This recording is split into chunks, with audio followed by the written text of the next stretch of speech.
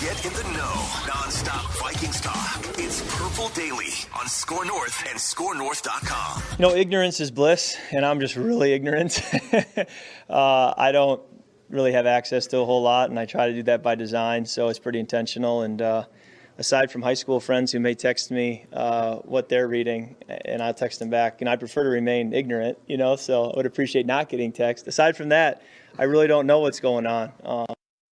I've been insulated at times to the point of being naive and a little stupid, but I'd rather err on that side than consuming everything and just, having to, again, it takes your focus away from what is important and what will help you play well. And so that's kind of how I wanted to do it. Would you guys be able to do, by the way, I believe him because I think other people run his social media. He's not super active.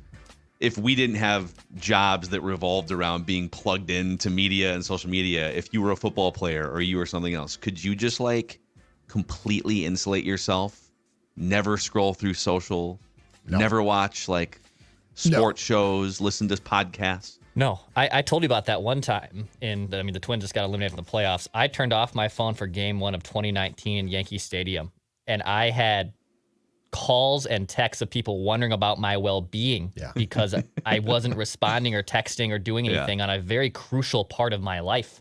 So, no, I cannot. I believe him 100%, but I can't do that. I believe he tries to. I don't believe that he is blissfully unaware of what's being talked about, because when he goes to work at a place which is state-of-the-art and has TVs everywhere, and every one of them almost is turned to ESPN. Yeah. Now, it's turned down, but last time I watched Greeny, it said things like, should Jets acquire Cousins? Will Cousins be traded? It's time to get up on ESPN. Yeah. Should the Jets trade for Kirk Cousins? Should Kirk Cousins waive his no trade clause? Dak is whack. And the Cowboys are back. Exactly. So I do believe that he probably tries to. I don't buy that he doesn't know about these things. And we actually might be bearing the lead here. Which one of Kirk Cousins' friends is a big Purple Daily watcher? Because he says his friends are texting him these ideas and these things that they hear. So Cousins' friends. Kirk's got spies, too. Let us know in the comments. Which Kirk Cousins' friends are watching Purple Daily? That's what I want to know. I don't doubt that Julie... these guys are clowning you again, Kirk. These guys. I don't doubt that Julie knows what's being said for sure. Girlfriends and wives are often the source of monitoring things. Now, the husband or boyfriend might not want to know, but I've heard countless stories of players being told by, their mom, their dad, their wife, their girlfriend about what's being said. So I believe Kirk doesn't want to know. I don't buy that he doesn't know. Does Dawn monitor, the negative replies on Twitter and the YouTube comments when people are like, yeah, that Judd, he's a dimwit?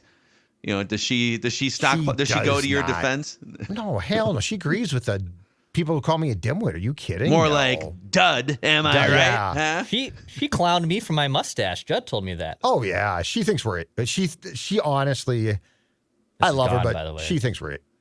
We are idiots. So she thinks we're idiots. Yes. So, and I got no problem with that. I'd rather have that than be defended. The playoff mustache, the baseball playoff mustache, is gone, thankfully. I'm sure you got home, and I'm sure your fiance had a razor or the electric razor at the door. I crashed into bed, and then about 2 minutes before I walked out the door, I was like, I have to shave the mustache, don't I? And then it went away. Yeah, but did she say anything? As soon as the game... No, she was dead asleep when I didn't go home till 12:30 last night, so she was passed out. But this morning when I left for work and I was walking, she's like, "Oh my God, it's gone!" And I was like, "Yes, it's." Well, you said it'd be gone. I did. I was a man of my word. I think you were very fair about it, and it did not look. I'm sorry, I've seen, including myself, bad stashes. Yours was not that bad. Thank you. No, it was pretty bad, but okay. This is Purple Daily presented by Quick Trip, and it's a State of the Offense Thursday. So we've got all sorts of different things to dive into, starting with some interesting comments from Kirk Cousins when asked a very pointed question by Kevin Seifert, and then some interesting reporting about what may happen with Kirk Cousins and the Vikings.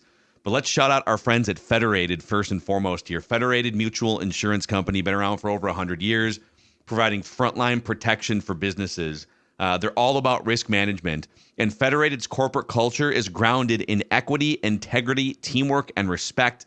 And these four cornerstones create the foundation that supports all of their decision-making and interactions, including with your business. So if you're a business owner, maybe you're a next-generation business owner, you're going to get the family company handed to you, whatever it may be. They would love to form a connection and see how they can help you. Federatedinsurance.com, where it's our business to protect yours. And also over at scorenorth.com right now, we have a couple things. Scorenorth.com/shop. In the merchandise section, we just released brand new Purple Daily football shirts. That's right. Celebrate your love for football by getting one of those Purple Daily football shirts. Scorenorth.com/shop. When you click on collectibles, it'll take you to a whole new world here, presented by our friends at Universal Sports Auctions, of autographed memorabilia, framed, signed items, Vikings related and Minnesota sports related, that you can buy for friends, family. Think about upcoming holidays, man cave, office. We just showed you a Harrison Smith signed jersey right there, maybe a future Hall of Famer. Scorenorth.com/shop and click on collectibles. 10% at checkout with the promo code SCORE, SKOR, site-wide. So, all right, boys, State of the Offense Thursday here. We'll start with just the high level, then we'll get into the Kirk Cousins discussion. So where does the Vikings offense rank in 4 key categories? They are 4th in yards per play, which is very good. They are 16th in points per game, which is not very good. 17th in expected points added, and 12th in DVOA. So the analytics, they're mid-pack.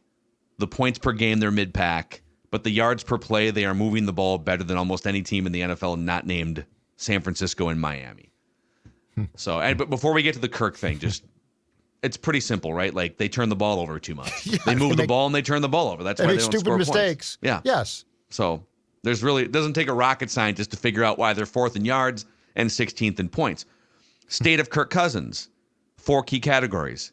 He's 7th in passer rating, 13th in QBR, which is like passer rating with context, 11th in PFF grade, and 10th in expected points added. So he's, like always, kind of like a fringe top 10 quarterback in the NFL this year. Mm-hmm. So the things I want to get into with you guys today are, number one, Kevin Seifert, your old colleague at the Star Tribune, currently at ESPN.com. He asked Kirk very pointedly yesterday, would you ever consider waiving your no-trade clause? You know, it was kind of in and among this discussion about, do you hear any of the trade chatter, this, that? And Kevin asked, would you ever consider waiving your no-move clause? Kirk was very annoyed by the question. He did give an answer that wasn't no, I will not move it, or I will not waive the no-move clause. He basically said, hey, I don't give energy or thought to those things because those don't help me beat the Bears. I've got my head down, I'm focused. And then he kind of like looked away and didn't want to continue the conversation. What did you make of that back and forth? I thought it was intriguing. First of all, it was not surprising. It's how Kirk answers questions that Kirk doesn't like necessarily. And I get it too. Mm-hmm. It's not the type of thing. I mean, Kirk wants to talk about his friend's bagel shop or what his pals are doing on the team with their endeavors and why he's wearing a funny shirt and going to the Twins game. He doesn't want to talk about the reality of the situation with his contract. What I made of it, if you read into what he said, is what he didn't say, which he had the opportunity to say, I am going nowhere. I am staying here. I have a no trade clause.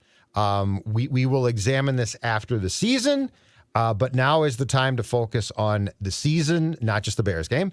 And there will be no trade involving me, which could mean 1,000 things. One very important thing it could mean is he's been approached by the team to say, hey, would you, if we can find a home for you and things continue. And look, I mean, just to be clear, this is very, very fluid, okay? The Vikings are 1-4, but they're not a god-awful team. Is the season done? It certainly history would tell us yes, okay? Mm-hmm. Are they in the locker room buying that? No, absolutely not. Unless they were a group of malcontents and louts, you're going to think you always have a chance. Yeah. And you know what? Until you're eliminated, I'm fine with that. But that doesn't mean the people in the front office are going to agree. In fact, they're paid not to think like you think. And so I found it very intriguing that he did not say, Kevin, I am staying here. 2023, I'm locked in. Instead, he sort of worked around the question with the whole, I'm focusing on the Bears. It doesn't do me any good. And as I said at the top of the show, I'm not buying he doesn't know this. He knows what's going on. You can't avoid it. He admitted people are telling him. So to me, it could indicate a lot of things, but I would not put it past the fact that the team at some point in time might have approached him and said, what do you at least think if we were to examine this? So speaking of being ignorant, I don't think they have approached Kirk about this yet. I really don't. Has Kwesi heard phone calls, or has he maybe started to formulate some plans and the front office formulating plans? Yes, I think those have happened. I don't believe he has come to Kirk with the idea or even the thought of, what do you want to do here right now? Now, we're getting closer and closer to the trade deadline. If there's another slip up in Chicago this time next week, I bet there's a conversation that probably starts to happen. But I think as of this point, knowing how this organization works and knowing how much they care about winning and how they've basically have committed themselves to Kirk outside of an extension beyond this season, I don't think that conversation with him has taken place yet. Yeah, I think we're just kind of speculating here. It is a reckless speculation Thursday across all of them. Reckless speculation. But, yeah, I think it's a little early to go to him and say, or his agent and say, hey, would you waive this? And is there a team out there that you'd want to focus on and maybe have a discussion about a contract with? Because in that locker room, based on everything we just went over with the big picture, they're fourth in the NFL in yards per play right now. They're thinking on the ground level, Kevin O'Connell and Kirk Cousins, let's just stop throwing interceptions and fumbling on the first play of every game and go beat the Bears and then see what happens against the 49ers, right? Once you get clear of those two games, now in the front office, there has to be every sort of scenario has to be, you're looking out, they're scouting for the draft next year, right? So is it possible that they've been on the phone with a couple teams just saying, hey, listen, we're not going to initiate this conversation internally yet with Kirk and the agent, but hey, where are you guys at in terms of assets and needs? I'm sure those high level conversations take place. But Jay Glazer came out. Let's play this clip next. Sure. This is another curveball here in terms of the landscape of what may happen between Kirk and Vikings. Jay Glazer is as plugged in as any NFL insider. He doesn't report and break news at the scale that an Adam Schefter or an Ian Rappaport does, because I don't think he really wants to. He's got a bunch of things going on, and he's kind of said, I don't need to break everything. But Judd, you can attest, he's friends with all the front office guys. He works out with players. Yep. When he says something, there's impact behind it. And so he was on Rich Eisen's show, and Andrew Siciliano was filling in as the host, and Declan will play this back and forth. Kirk Cousins, I think most of the world thinks his deal, his deal is up. They're likely not going to pay him next year another massive contract. So doesn't he fit there in that, under those criteria? I think the Vikings want him back. You do? Whoa. Yeah, I do. At least in camp they did. Okay. I haven't been back there since camp, but I think they wanted him back then, yeah. That would be news to a lot. Mm-hmm. Interesting. Well, we talked about the possibility there, but they definitely wanted to and want to explore their options. And but they have to make a decision in the next 3 weeks on this. So they wanted him on a contract. Right. This is my own opinion here. It would be organizational malpractice to not figure this out in the next 3 weeks. Because if you don't want him back, or if you don't think he's going to re-sign with you, I think if you offered him what he wants, that's the thing. We don't is he looking for a 3-year deal, fully guaranteed? But if you aren't planning on bringing him back, are you just going to let him walk and go sign somewhere else? That's what's going to happen. As opposed to, and we don't know what the in-season market is. Which is why I don't know that I agree with you guys. They haven't approached the agent about, because what's probably transpired is they've gotten calls. I don't know that they're actively making calls themselves on Kirk, but they probably gotten calls. And that's why I think that there is a chance that they have approached the agent to say, hey, what do you think about this? But Kirk, in my opinion, Kirk at the end of the day is going to do exactly what he essentially told us back in, I think it was in May, which is, we're not going to talk contract. during the season. I am going to examine this in March, which means he's going to have the ability to hit the market. So that's why, one, I don't think he gets traded. I just think it was interesting that he didn't tell Seifert, I'm staying here. You've got to at least read something into that. Mm-hmm. But, if you think about him waiving his no trade, that almost would certainly mean he's getting an immediate extension. And in my opinion, if you're Kirk and you have played the free agent game at a Hall of Fame level now, like he is one of the greatest free agents of all time, I think you're going to, in March, hit the market again, have suitors, and sign the exact contract with bidders. I mean, okay.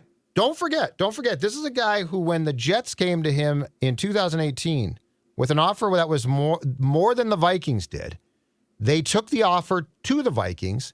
I don't think the Vikings matched it, but they got close enough that Kirk felt comfortable signing here because he didn't want to sign with the Jets. Right.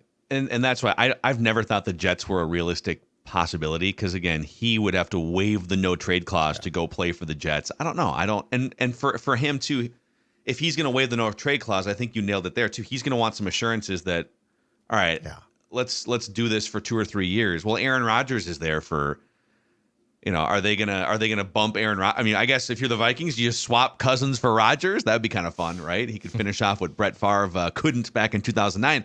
But back to your point about Kirk being a Hall of Fame free agent negotiator. At this point, it makes sense for him, even if he wants to come back to Minnesota, to just wait the extra 5 months now, less than 5 months. The league year starts second week in March, so 5 months away, right? If he gets to that point and his goal is to see what his market value is, he is one of the top 12 quarterbacks in the world. So there is going to be 1, 2, 3 teams in addition to the Vikings that are going to offer him probably top 5 or 6 money. And he's going to make $45 to $50 million a year if his goal is to see what's the most he can get, right? If I'm the Vikings, I want nothing to do with that bidding war. Why would I? And this has nothing to do with, this is where people misconstrue the Kirk Cousins discussion. That, well, when you have a top 12 quarterback, you better be careful what you wish for going to the draft. You might wind up with something less. I'm not interested in a linear comparison between Kirk and quarterback B. I'm interested in building a 53-man roster. We know Kirk is a really good quarterback, but he's not a good enough quarterback on that top level to make up for the roster deficiencies that currently exist. And when I say that, I don't mean that he's not capable of completing a fourth quarter comeback or getting to the playoffs. I mean, he's not good enough, despite being one of the 12 best quarterbacks in the world, to overcome the deficiencies on this roster to make it a Super Bowl contender. So why would you continue to keep going down this path of new contract, 1-year deal, 2-year deal? Focus on building your house. But then people say, let's start with Kirk in the house and then build the house around him. With what assets? You need extra first-round picks, extra second-round picks, extra cap space to make that happen. Yeah. So if he told the Vikings right now, guys, I hear all the chatter, let's put an end to this. I want to be the quarterback here. I think I can play at a high level for 3 more years. I want to sign a 3-year contract.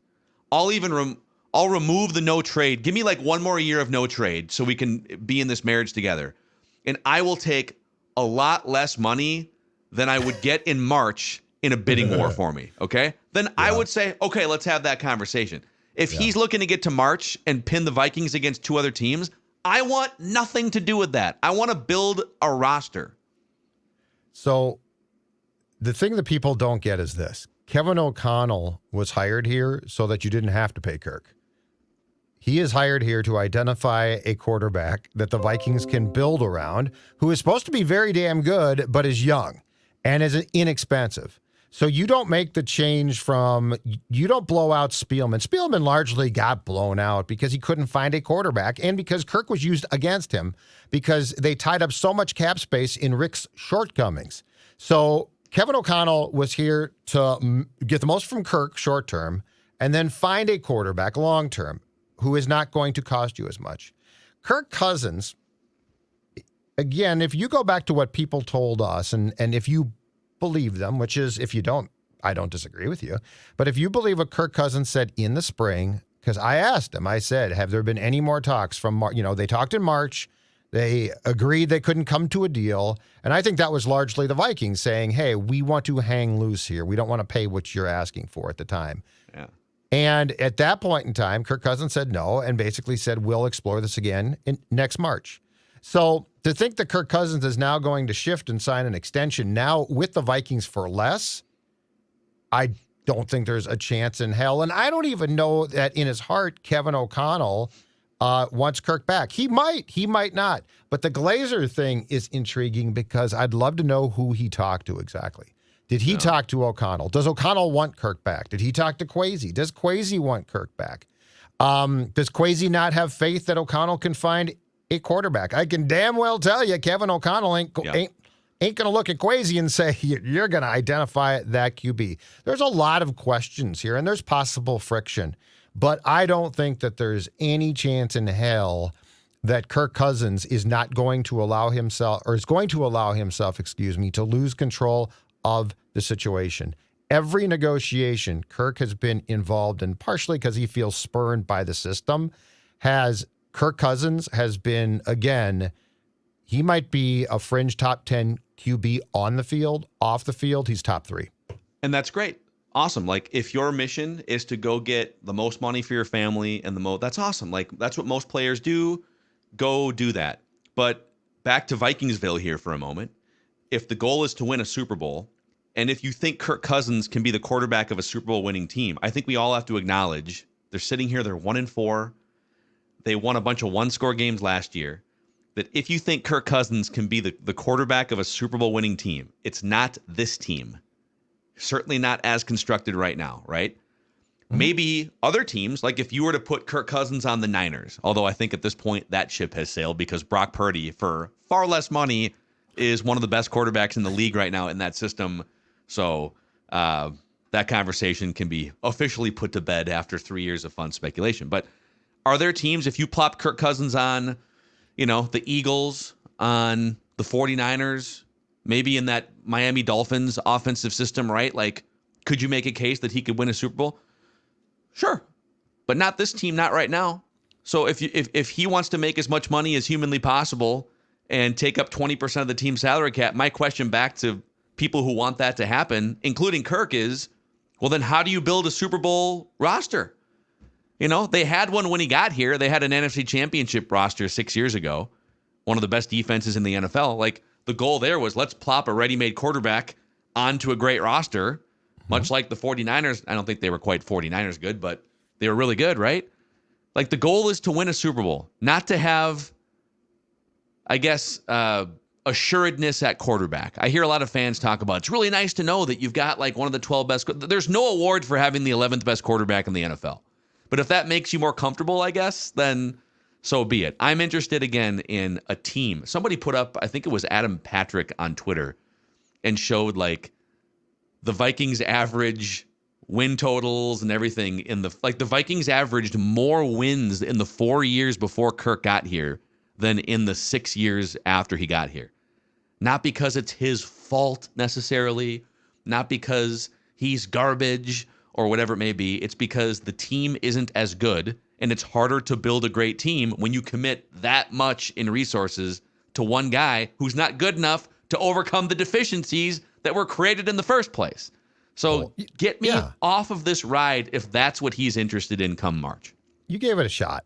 That's the thing about it. I keep saying that. You gave it a shot. You gave it a shot with Kirk. You gave it a shot with Harrison Smith. You gave it a shot with a lot of guys. Yeah. And you know what? Football is a game of attrition and turnover. And so, I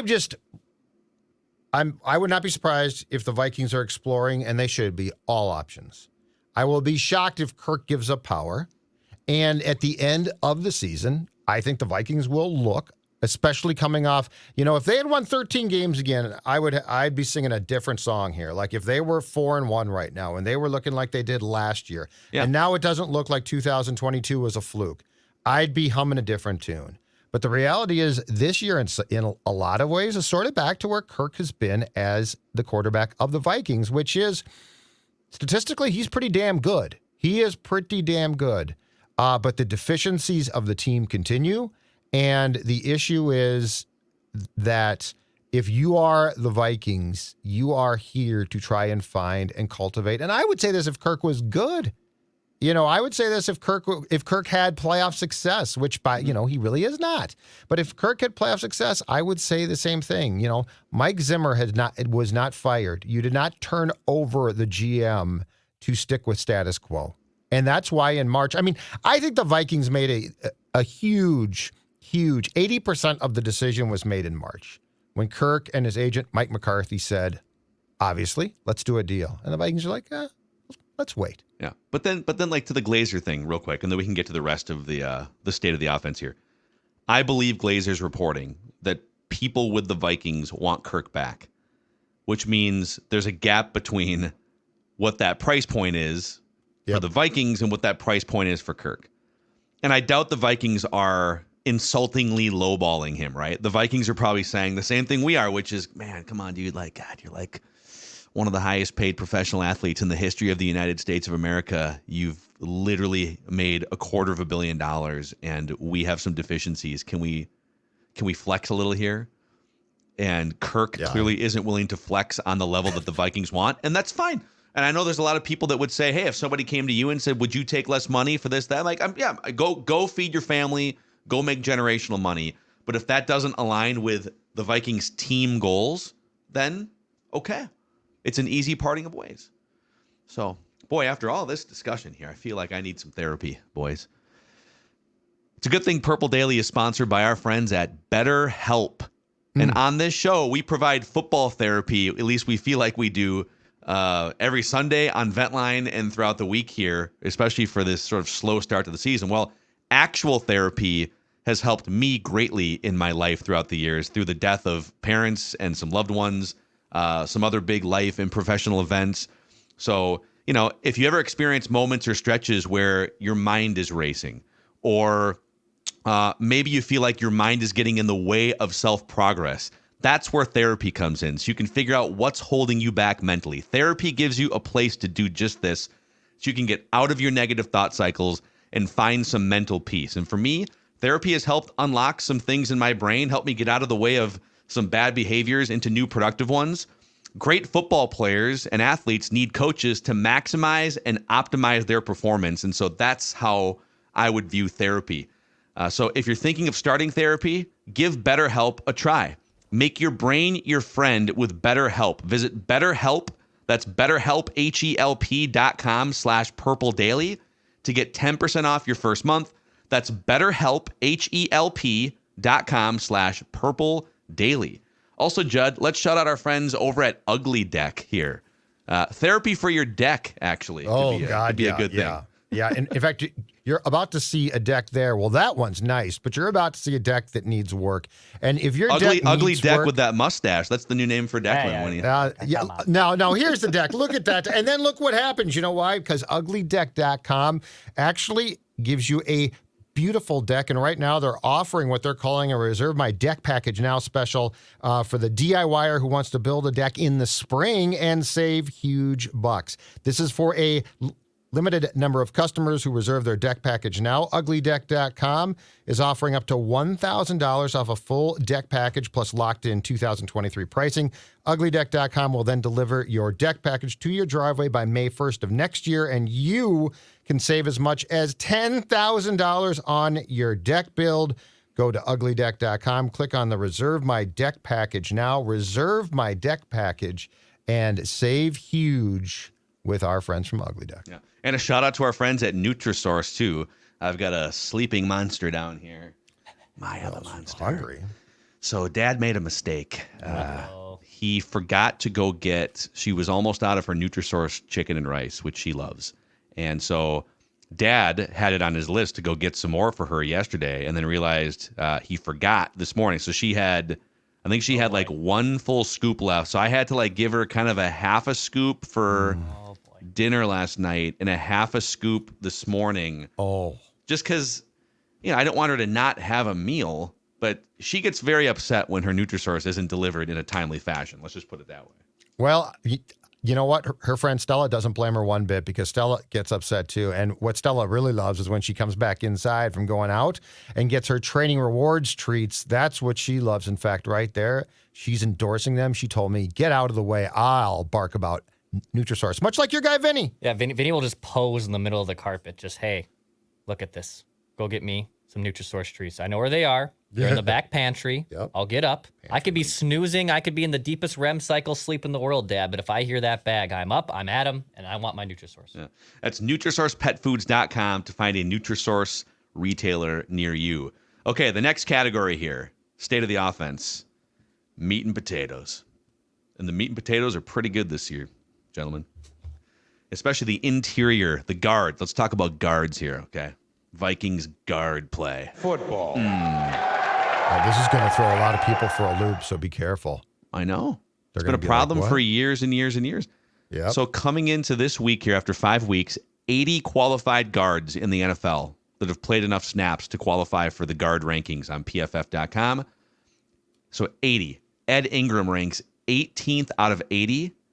Ezra Cleveland ranks 10th out of 80. So the Vikings have two of the top, according to PFF, two of the top 18 guards in the NFL this year. Ezra Cleveland, 11th in run blocking, 16th in pass protection. Ed Ingram, 9th in run blocking, 53rd in pass protection out of 80. So he's better in pass pro than he was last year. It's still kind of a bugaboo for him. But by just about any measurement, when you take the guards being competent with the tackles being also very, very good, the Vikings have the best offensive line they've had in years, with Dalton Reisner just sitting there as a backup who started in Denver for 4 years. It's very interesting. And perhaps not so coincidental that I believe we have certainly seen an uptick in the guard play since Dalton arrived and Dalton's not playing. Right. So Yeah, they're all just like, all right, practice starts. It's we're 5 ready in to the go morning. now. All right, here we go, We're coach. ready to go now. But what does this do to all of the O-line bashers, which included us because they weren't good, especially interior, for a long time, because we still hear, like, that's the default, right? Oh, the offensive line sucks. It's like, actually, it doesn't. And a year ago, when the tackles started to play well, that was one thing. But now there's a lot of teams in this league with much bigger problems than the Vikings. So I feel like it takes away some of the ammunition. Well, what's Kirk supposed to do? The offensive line sucks. It doesn't suck anymore. So here's one more on the Kirk front in terms of pressure. So according to Pro Football Focus, Kirk Cousins is the 6th least pressured quarterback in the NFL so far this year. Okay. So he has the 6th lowest pressure rate against in the NFL. Now, he's getting pressured on like 30% of dropbacks, but that's life in the NFL. Even I think Tua might be the least pressured quarterback. Some of that's because Miami has a lot of just quick throws and misdirection and stuff. But the least pressured quarterbacks are at like 25% of dropbacks. They're getting pressured. Kirk's at like 30. So we're talking like the cleanest pockets he has seen in a long time so far in the first 5 games of sample size in 2023. When he is pressured. So the offensive line saying, hey, we got this more than we ever have, but there's still going to be times when you get pressured because that's why those guys over there make a lot of money to try and pressure you. When he is pressured, Kirk ranks 20th in PFF grade and 24th in accuracy rate. His passer rating's pretty high because he actually has 7 touchdowns to 1 interception when pressured. So you could look at different numbers and kind of tell a different story, but he largely hasn't been as good when pressured this season as he was last season. And guess what? Those big guys, they're not responsible for fumbling the football. So, like, they've done their job. Yeah, there's a couple times where, like, someone doesn't do their job and then a free runner hits Kirk and, Absolutely. I'm just saying the narrative that existed, and rightfully so, is now gone. That part of it. For now. Yep. We'll see. We'll see if it continues. Pretty good offensive line play. Okay, next category, the running backs. Alexander Mattison, we need to talk. That's the category.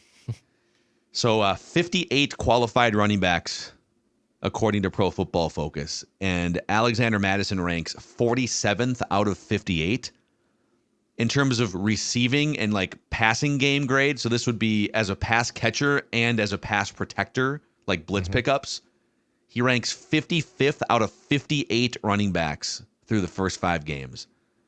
37 running backs have gained 20 yards on at least one play. So one big explosive run. 37 of them. The Dolphins have a guy that has 6 of them, by the way. Mattison has yet to tally a run of 20 yards or more. He does have a handful of 10-yard runs. Yeah. It's not really the offensive line's fault as much this year. They're actually blocking really well up front. So I think we're just kind of finding out 5 games in. He's an NFL player. Like, no one's questioning that. But in terms of like a lead featured back, it's probably too much for him to take on.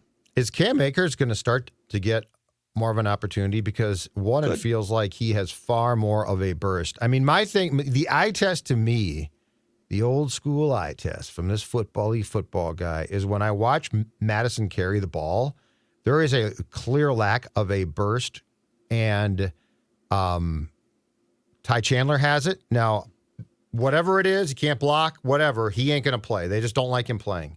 But Akers has it. And the other thing is, and I saw this on film a few times, Akers actually threw some halfway decent chip blocks. So I'm not so sure he's like unplayable because he can't block. I think he is playable. I would just start to morph. And again, I am not insinuating anybody takes Dalvin Cook's spot, okay? So this is not Cam Akers should be the guy. But I think Cam Akers, starting on Sunday, deserves more of a chance. I agree. And Mattison can still play, but I don't think I have seen him this season yet through 5 games put his foot in the ground and take off. Oh, he tries. Put that foot in the ground. He tries, but I haven't seen him put his foot in the ground and take off. You know that clear, like, just sort of path of a runway where a guy gets going? Yeah. It's more like he wants to bowl people over. God bless him. I love that. Yeah. But that's not necessarily how you're going to get big runs. Yeah. So, yeah, I just, I hate to dump on the guy because I've kind of questioned this ever since they decided that Dalvin probably wasn't coming back. I have posed questions about Mattison. You have. I don't mean to like disrespect him. He's an NFL running back. I just don't know what he's great at. He's like, it's not, I mean, Ty Chandler's the fastest running back on the roster, right? I know that Ty Chandler is pretty bad in pass protection. Okay, so Mattison, is he great as a third down back picking up blitzes and catching passes? He's not great at that. So what would you say you do here as a starting running back? I think we've probably seen enough. And then the last category here, and this is real football-y here, boys. Football. It's personnel. Personnel, okay? So the Vikings last season, this is first down personnel packages when the canvas is blank, right? It's 1st and 10, and you can put your true self out there, your true personnel self out there. Okay? Bring it on. Last year, the Vikings ran 64% 11 personnel, which was, I think, fringe top 5 most 11 personnel in the league. 11 personnel is 3 wide receivers, a running back, and a tight end. So 64% of the time. This year, they've scaled that back to 54% of the time. And with the other like half, they're just putting more tight ends out. Mostly Josh Oliver is getting the snaps here. How does that differ from what we thought they were trying to do with like the Niners offense, right? Extra tight end, extra running back, or extra fullback, and the Dolphins, which are the Dolphins and the 49ers are the 2 best offenses in the league right now. They run a ton of 2 running back looks or running back and fullback looks. Only sparingly do those 2 teams use 3 wide receiver sets. Mm-hmm. I think the Vikings would like to get there, but they're still very dependent on having those 3 wide receivers running routes. KJ Osborne. I mean, dude, the 49ers basically don't have a meaningful 3rd wide receiver unless one of their top 2 guys goes down or something.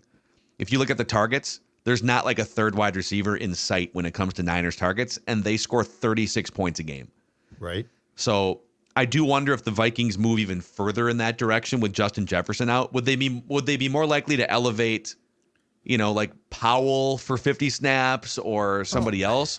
Or would they say, listen, Jordan Addison, KJ Osborne, let's really lean into heavier packages, run the ball more, maybe some more misdirection. I just don't know that like putting 3 receivers on the field without Justin Jefferson is the best way to generate offense with what they have. I agree. So I agree completely. But they have 2 problems here. and one is self-inflicted, and one is a disappointment to them. The first problem is I think they would, and we saw it in week 1, I think they would love to run 2 guys in the backfield.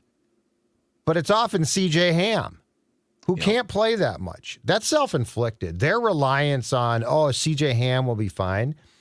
C.J. Ham he's a very role-like player. Like, he needs his role. And that does not include a lot of snaps. Yeah. Okay, so that's their fault. They misjudged that. And they all love him, and I know that. But that doesn't make him that does not make him a lots of snaps guy because he's popular. The other one, and this is a disappointment, I'm sure, is the tight ends. And I know his stats are, his stats are good, but TJ Hawkinson has not been what they thought. Yeah.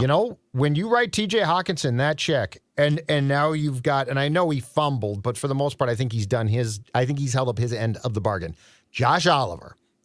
So they paid him, and I think he's been, for the most part, very good at what he was paid to do, which, by the way, is not to catch the ball, it's to block. But TJ Hawkinson needed to break out now. Like if you're not talking about with what he's making, if the conversation is not how TJ Hawkinson is the Vikings' George Kittle, Travis Kelce, up with that group, something's gone wrong. And honestly, 5 games in, I don't care what his stats are, I think any of us who have watched the Vikings play would agree that TJ Hawkinson has been a disappointment compared to what the expectation was. Yeah, and one other thing, too, just one last thing on the PFF front. They're the only platform that tracks this stuff so that the public can digest it. So Josh Oliver is the number 1 run-blocking tight end in the NFL this year, which is exactly what he was last year with the Ravens. It's exactly what you're signing. The fumble was awful. He can catch some passes, but it's an awful way to... But he's been largely exactly as advertised. Mm-hmm. So there have been, let's see here, 50... How many qualified tight ends? 83 qualified tight ends so far in the NFL. Josh Oliver, number 1 in run blocking. George Kittle, number 4. And he's one of the best pass-catching tight ends we've seen in the last, probably ever in the NFL. TJ Hawkinson, middle of the pack as a run blocker. He's not a train wreck, but he ain't George. That's the difference. Like San Francisco goes out there, their CJ Ham is Kyle Juszczyk. Right. Exactly. Their KJ Osborne, who's been the Vikings' number 2 wide receiver, is Brandon Ayuk or Deebo Samuel. Their Alex Mattison is Christian McCaffrey. And their TJ Hawkinson is George Kittle. And then they have a Hall of Famer at left tackle. And so you can see how the Vikings, schematically, there's some things that probably need to be a little bit different. But when you start to stack up personnel, I mean, the Niners would take Justin Jefferson, but Hawkinson, he's the biggest disappointment because he's actually being paid. Yeah. Expecting CJ Ham to become a player he's not is your fault. Oh, we're disappointed. Well, that's your fault. Yeah. But when Hawkinson stages a hold-in, you then cave and pay him, and he is not having an absolute monster year. Come on. You expected way more than that. Yep. So, all right, that's a wrap on the state of the offense section of today's Purple Daily here. Time now for a little Random Viking of the Week, gentlemen. A battle of historical wits. Declan is the giver of the clues here today because Judd's on a 4-game winning streak. Sean Hill, Seatric Faison, Carl Eller, and Dwayne Clemens. So, Judd, nice job. 61 career victories for Judd. Declan has 29. I have 13. In the new era where we started all 3 playing, Judd with 9 victories. I have 5. Declan has 3. And so it's Declan's turn to throw out the clues here. Losers out every week. We get up to 3 incorrect guesses each. If we get to our 3rd, we are eliminated. The other person wins by default. So, Dex, what do you got for us today? All right, let's start with this. This Random Viking of the Week was a 3rd round draft pick. Oh, okay. No cheating. Okay, I am going to, because I have it with me. Yeah, we can control that. Control. I'm going to call, yes, I'm going to get that list in front of me. I am too. All right. Let's go ahead and do that. I just don't want someone accusing me of cheating because right now my head's turned. It's clear I'm on my computer. Vikings 3rd round pick. Oops, didn't mean to say that. Well, you said 3rd round pick. You didn't say Vikings 3rd round pick. I just said 3rd round pick. I know. I just being a smart sure. ass. Sure. I just being a smart ass. Okay. Randomly. All right. You want me to give the next clue? Are you good? Yeah. Do you have a guess? Oh, yeah, no, keep going. I'm sorry. I do have a guess, but I'm going to wait one more clue. Okay. It's Random Viking of the Week. Played in a Super Bowl.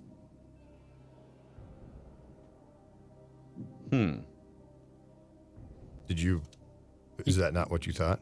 He had a touchdown Maybe. in that Super Bowl. Oh, definitely not the guy I thought. I don't think. Touchdown.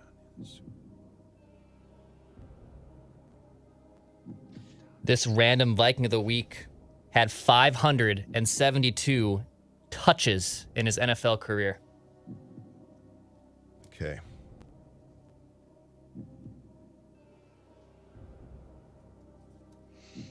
Touches, pretty good amount of touches right there.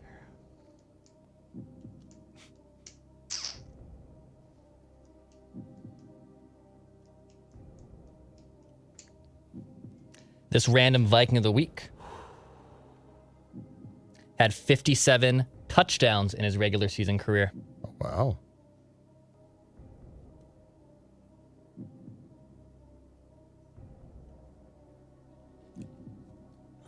This Random Viking of the Week, I mentioned the Super Bowl. He also played in 5 total NFL playoff games. Is it, hold on, I want to see if we've done this guy. We have. Damn it. How many 5 total playoff games? 5 total playoff games, 3 starts.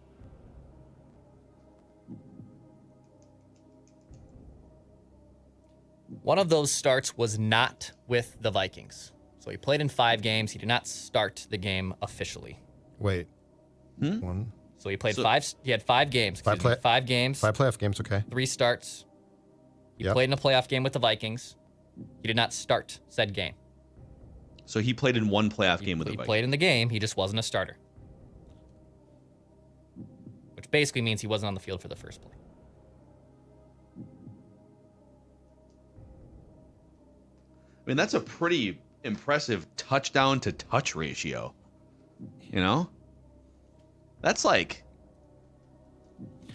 That's 5 really impressive. playoff games.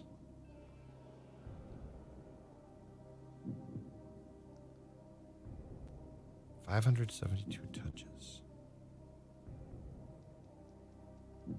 No.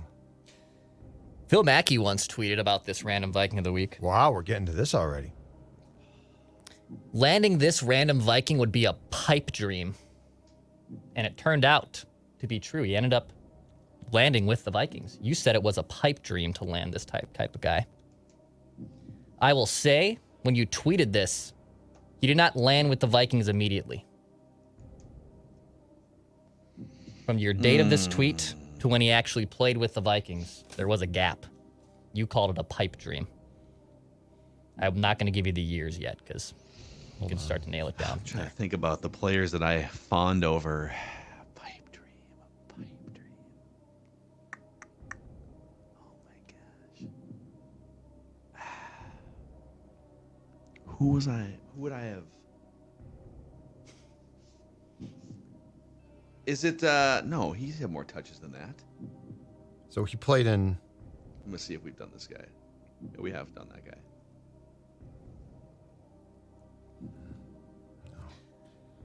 First round pick. Oh. No, we've done that guy too. I've had 3 come to mind that we've done them all. We've done them all. Judd once tweeted, the Vikings are not getting a return on their investment for this Random Viking of the Week. They're not getting a good return on their investment. So at one point I was high on this player. When this player arrived, maybe it wasn't quite as advertised. So Dex, just to be clear, he played in 5 playoff games. Yes. And then he played 3 of them with the Vikings. 5 playoff games. 3 Okay. starts. Okay. 1 game with the Vikings in the playoffs. Okay, that's what I goofed up. Okay, one Viking. I think I know the year that this playoff situation happened, and I'm trying to just go comb through the roster in my mind. One-time Pro Bowler. This Random Viking of the week. Just one Pro Bowl. God, why am I drawing a blank on this? Not getting a return on their investment. Going into the 2012 season, he was number 47 on the NFL's top 100 list. Greg Jennings? Greg Jennings. Yeah, that's a good guess, dude. Yep. Oh, no. It's a little quiet. I'm sorry. I'm going to give you more sound on that. Okay. But it was incorrect. Because he was, he was a second round pick. Damn it. So going into 2012, he was one of the best players in the league. Mm-hmm.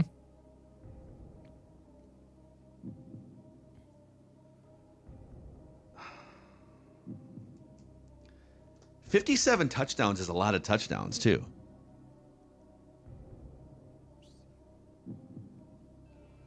No, we did him.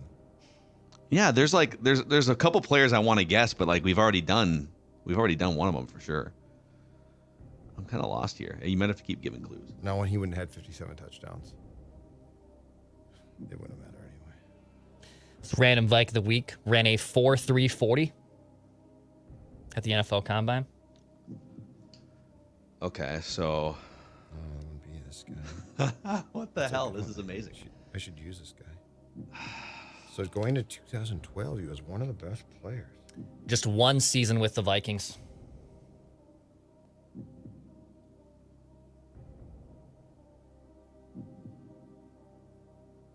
And it was by far his most disappointing season. Mm-hmm. People are probably screaming at their freaking speakers right now. Oh, my God. Oh, shoot. 2012. That's a great Greg Jennings. Man, those are some weird years, man. Like 13, 14. What the hell? But they had like, I almost just want to think out loud here and collaborate with Judd. So, in a third-round pick. Not by the Vikings. No. Yeah. 572 touches, 57 touchdowns. Mm-hmm. Those are really good numbers. They've had... Finished third in Rookie of the Year voting in 2009. Because Harvin won it, I think. Wait. No. I'm trying to think of like random guys that they've had. No, they never had. I remember having, okay, I will say this. I don't recall this player ever playing for the Vikings. But I remember in that era, I was dying for Darren Sproles to be a Viking. And I tweeted about it, I'm almost certain. Yeah, but I don't think Darren Sproles... I think he did talk to him. Well, no, because he played for the Saints in the... Yeah. Right? And the Chargers. And he's a Charger. And an Eagle. Wasn't he an Eagle during the Chip Kelly? This dude had some serious speed to his game, but not Darren Sproles. That wasn't an official guess, by the way. That was a Yeah, I know. I wouldn't have held that against you. I feel like you were just articulating. But I really, really wanted them to have a player like that, and they never did. He complained about his tenure in Minnesota, mostly about the quarterback. He said he didn't do his job. The quarterback didn't do his job? Mm-hmm. And it's not Greg Jennings. Not Greg Jennings. Who was a second-round pick. After leaving Minnesota, Jerome he Simpson. popped back up. Jerome Simpson. Yeah, that's it. Oh, man, that's not it. No! What? That's not it. Have we used him before? We have used him before. Son of a wasted guess. Oh, my God. I thought I was going to the locker room. I got to come back from the locker room. You crumpled your paper. I got to come back from the locker room. His disgruntlement, if you will, was correct, because after he left the Vikings, he had a really good year the next season with the Baltimore Ravens. Popped right back up. Was pretty good. Oh, my God. Oh, my God. Hold on. Hold the phone. We view those guys. This is insane, dude. Baltimore Ravens. Okay, now I'm completely blanking. I'm going to give you his numbers in the NFL. I've lost it. I have completely lost it. I knew it. I'm resigning. 17, 11, 11, 17, 14. Cordero Patterson. We've used him. He's a first-round pick. I know. We actually haven't used him, by the way. We haven't? So, for future reference. Sherry Floyd's coming at you next. How do I phrase this? He was the wrong type of player for Teddy Bridgewater. He thrived with the guys who had deep ball abilities. Oh, God. Oh, God. Mike Wallace. Oh, my God. Totally forgot about that guy. Mike Wallace. And it makes sense because he was like a big-time deep threat touchdown guy. Mike Wallace. I completely drew a blank. One season, 39 grabs, 473 yards. Led the league in yards per catch a couple times. Yeah. Why did I complete 17? Brutal, yeah, he wore 17. I completely drew a blank. Like I'd been so hot, and now I've just run. In 2013, Mackey said that it would be a pipe dream to land him. And they eventually did land him. Just took 2 more years to land, or a year and a half. I completely forgot about him. His name didn't even pop into my mind.